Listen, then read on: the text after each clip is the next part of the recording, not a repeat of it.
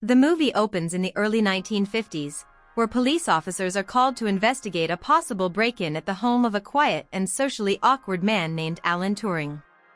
Inside the house, they find no clear signs of theft, but they immediately find the owner strange.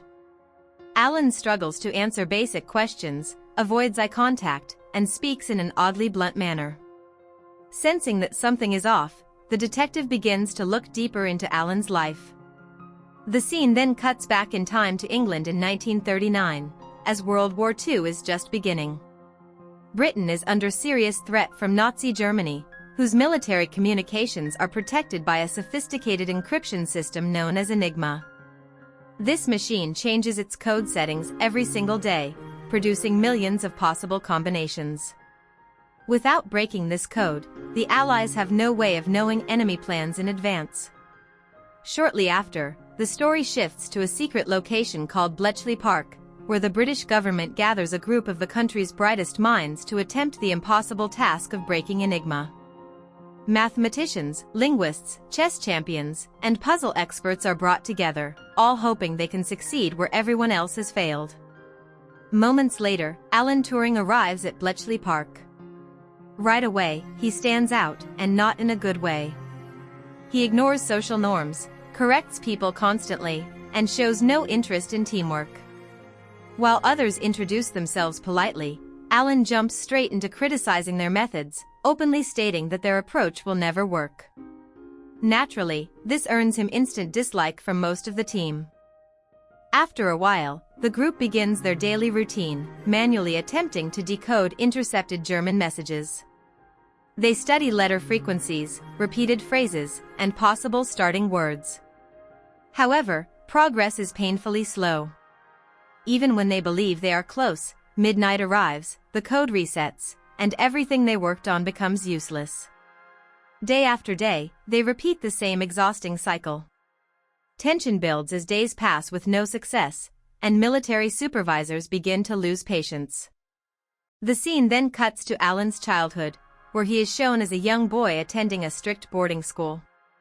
He is socially isolated, frequently bullied, and clearly uncomfortable in group settings. Other students mock him for being different, and teachers fail to understand him. Despite this, Alan displays an extraordinary talent for mathematics and logic. During this time, he befriends a fellow student named Christopher, who introduces him to puzzles, ciphers, and the idea that messages can be hidden in plain sight. Christopher becomes the first person to truly understand Alan, and their friendship leaves a deep emotional imprint that follows him into adulthood. Back in the present, Alan becomes increasingly frustrated with the slow pace of the work at Bletchley Park. He argues that relying on human intuition is pointless. According to him, no group of people, no matter how intelligent, can test millions of combinations quickly enough to beat Enigma before the daily reset. Instead, Alan insists that only a machine can solve a problem of this scale. Shortly after, Alan begins designing a large electromechanical device meant to process code combinations at incredible speed.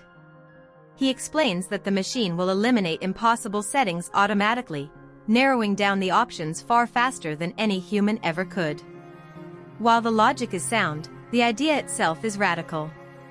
Many on the team see it as unrealistic, expensive, and risky.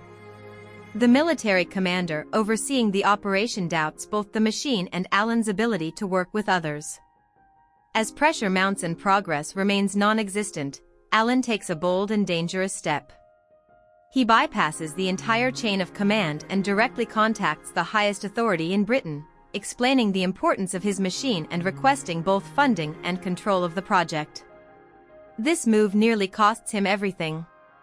Surprisingly, the response arrives in his favor. Alan is placed in charge of the operation.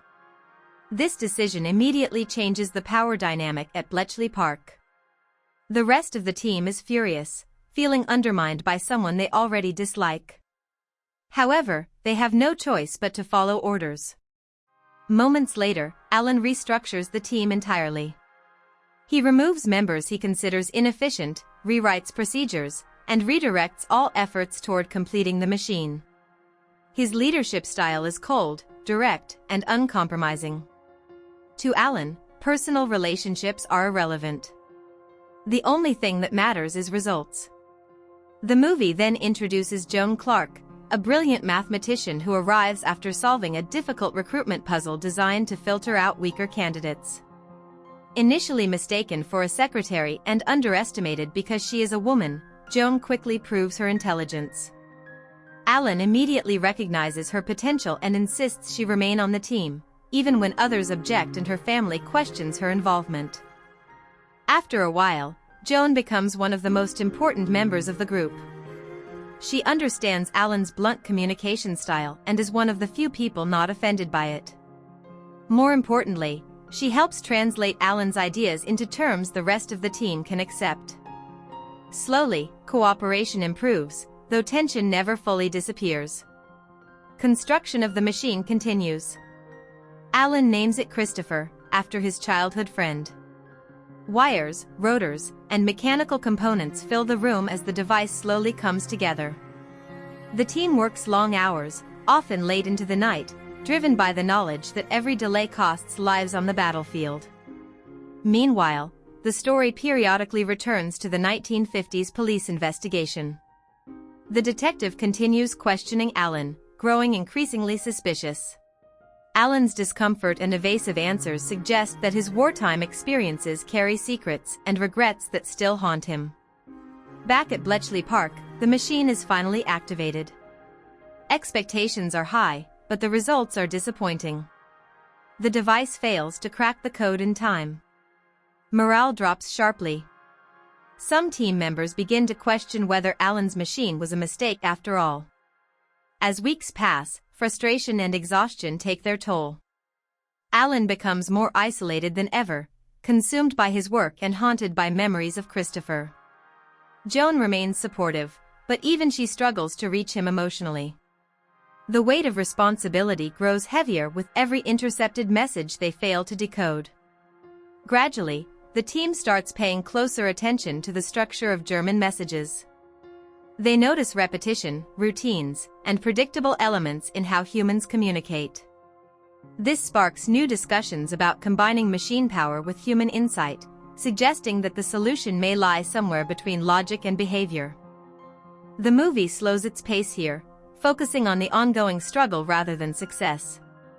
The machine keeps running. The code keeps changing. The war outside grows more intense. Victory remains uncertain, and failure is not an option. And with that, the movie leaves us in the middle of the battle, before any major breakthroughs, before victory or defeat is decided, emphasizing the uncertainty, pressure, and sacrifice behind one of the most important intelligence efforts in history. Thanks for watching. If you enjoyed this recap, make sure to like this video, share it with friends, and subscribe for more movie recaps. Drop a comment letting me know what other films you'd like me to cover. I'll see you in the next one.